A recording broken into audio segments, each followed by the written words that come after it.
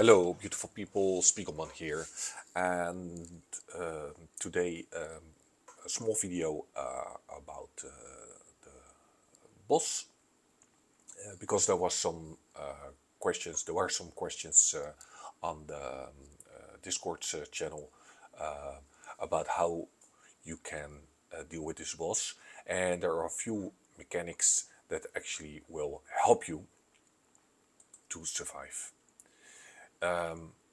What you need to know is that this boss will do an attack, and then one turn later it will do buffing herself and then an attack.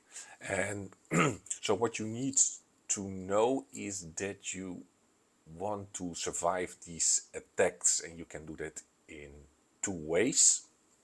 First of all, make your team invisible, and MG can do that with his second attack.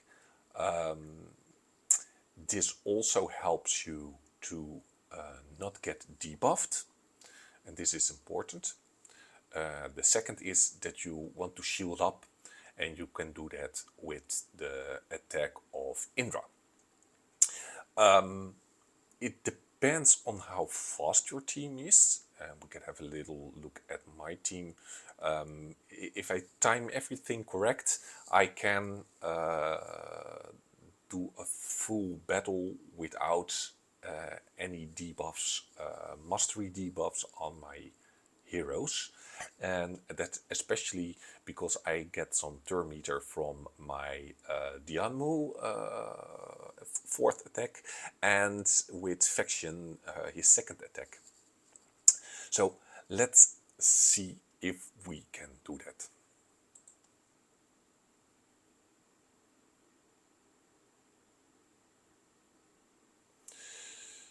So first a little look at my stats so that you can compare.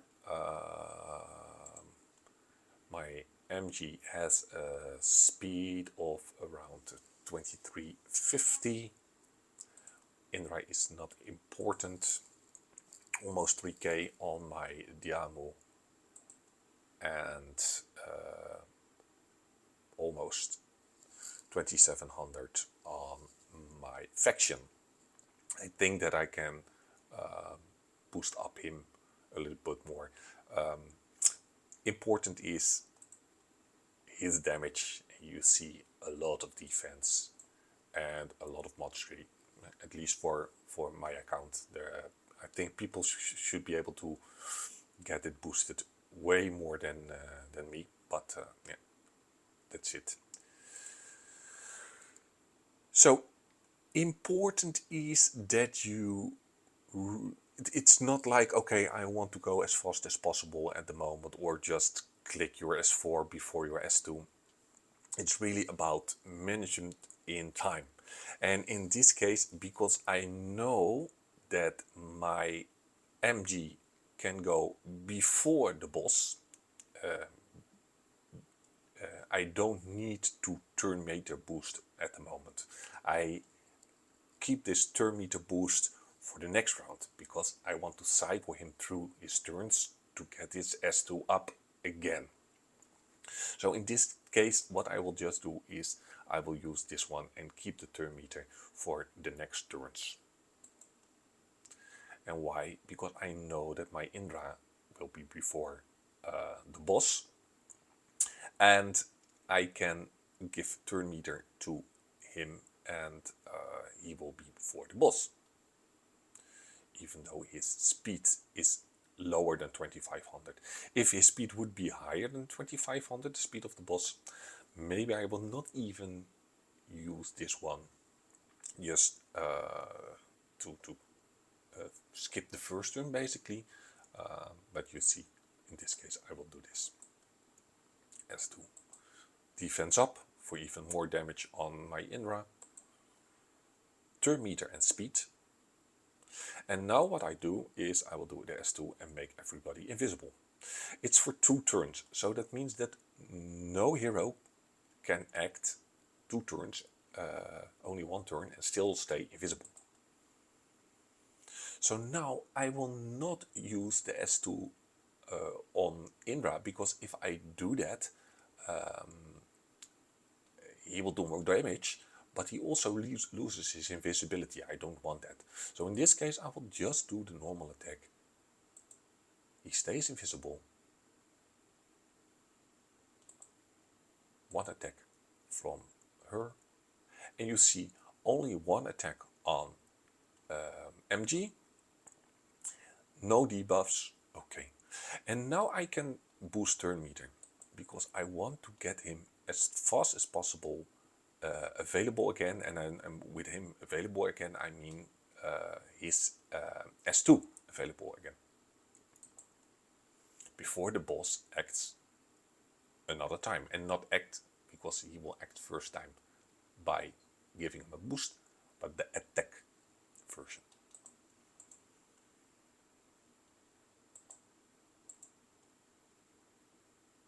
Now he can act, no problem.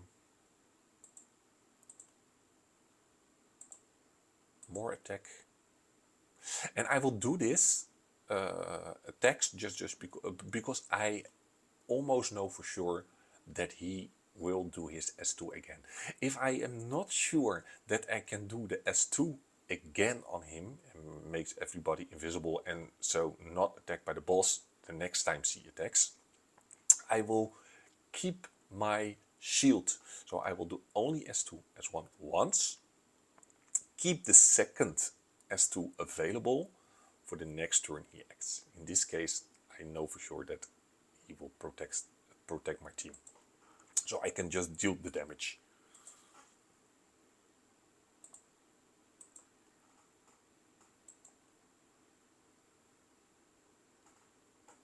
You see, ooh, it will be quite close, because he acts and I need him to be faster before the boss attacks again. And I think it's possible.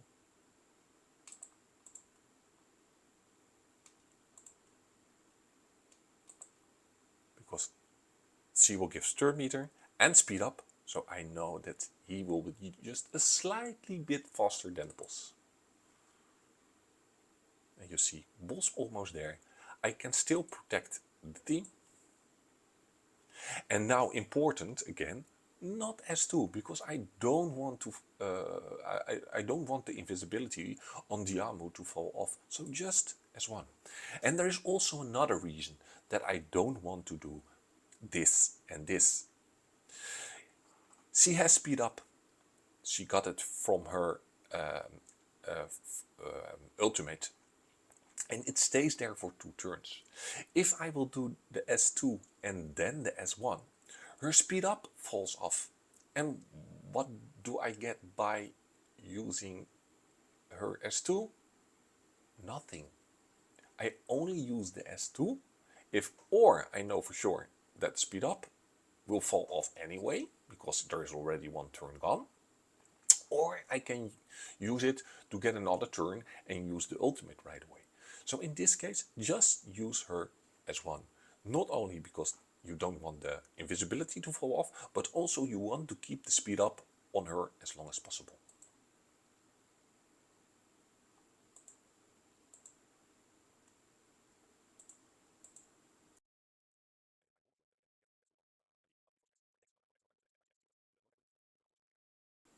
And now it doesn't matter, because I already act 1 time, so even if I will do this, the speed up will fall off, so I can do that, no problem.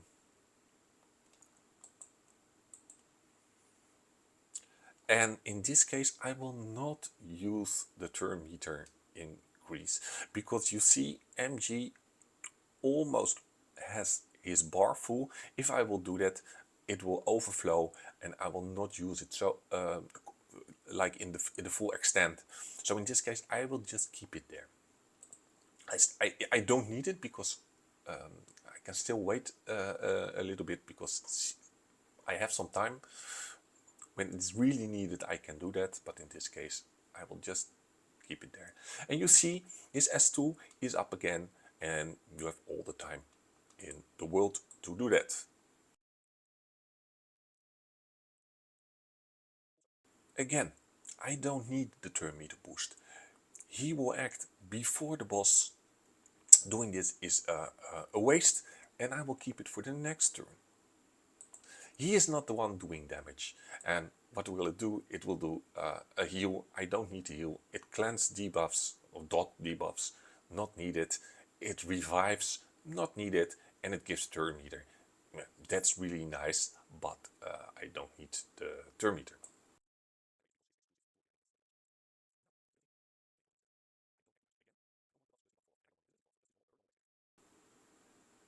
And in this case, really important, because he has the 12 stacks here, if I will just do a normal basic attack, it will consume the the lightning stacks. I don't know exactly the name, and he will get another turn. I don't want that because I want invisibility up for him. So I will just use his S2 attack, attack, and you see they stays invisible. And now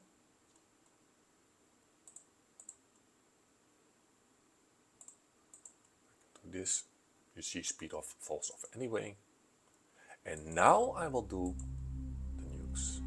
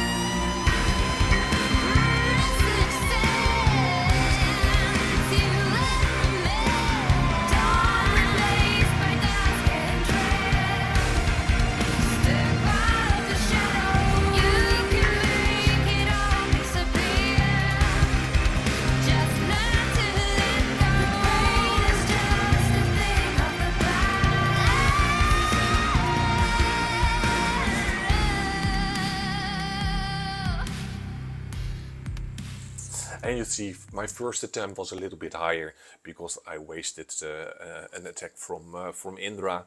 But at least you see how you can deal with this boss without getting any of the, the debuffs. Important, if you get attacked without MG having his invisibility cast on the team, it's not really a big deal.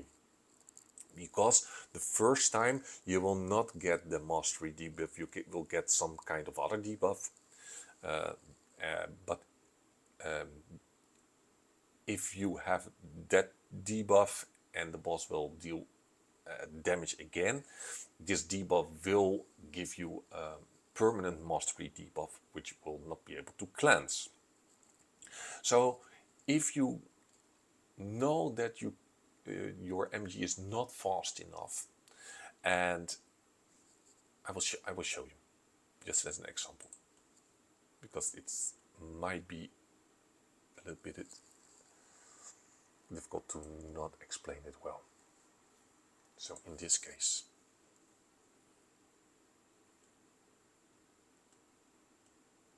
what I will do is, it doesn't matter, this is not my attempt. So I will not do the S2, I will just do attack.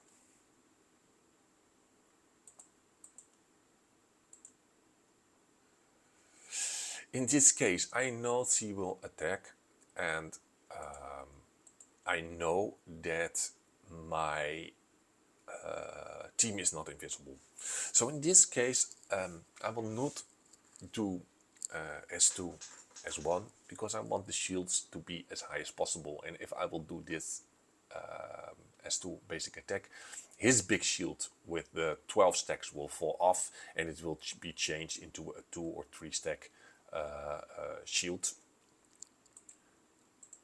I don't want it. Now you see this debuff. Let's see how it's called. Oh, sorry. This. If it's stacked with 2 layers, it will consume them. It deals damage to all allies, and it will also give the mastery debuff. You can remove this buff by receiving stealth. So even if you are not fast enough to give your team the stealth from MG, make sure that you have a big shield up to soak up the attack, and the first round you can survive it just with the shield, and afterwards just make sure that you have the big nuke shield from Indra up, and just give them stealth again. Don't give them stealth the next turn. You will see what I will mean by that.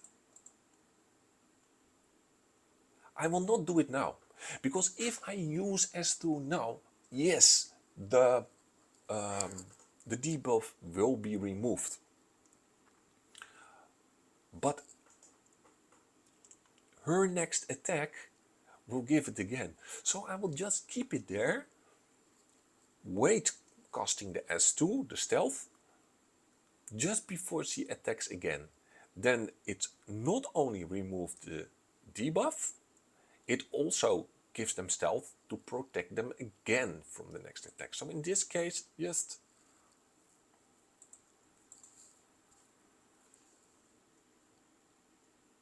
do I want to use this? No, keep it. You can always use the turn meter next time, and you know that MG is faster because he has his S2 available. You see that his turn meter is far ahead, and she still needs to get a little turn meter to get this boost. You also have your Diamo available with her S4, so not wasting that.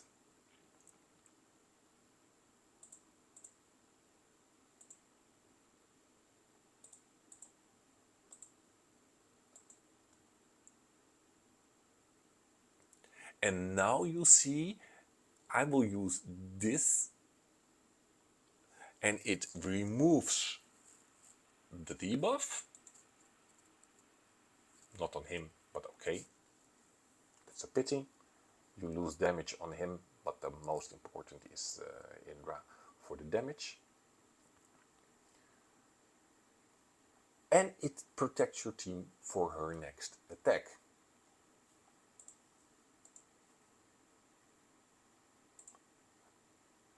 Do I want to use this one now? No, not needed. Important, again, more than 6 stacks, so I don't want to basic attack because it will give him turn meter and act again, so he's S2. And you see protected. If you do it like this way, it's important that you will not get her to attack basically twice in a row on unprotected, unstealthed team. I hope this video clears up a little bit about the mechanics about the boss, how you can deal with it with a pretty fast team. And with this, I mean 3K Diamo and a faction, both at least exclusive 2, I think. Let's see if I can see the exclusive that you need.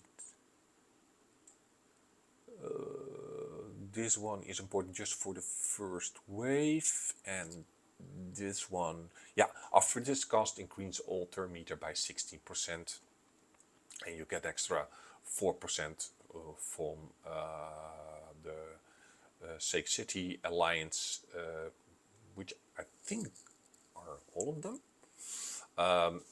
So the exclusive 3 on faction really helps you a lot because of the turn meter. You can get that S2 up like I showed you the first time, 100%.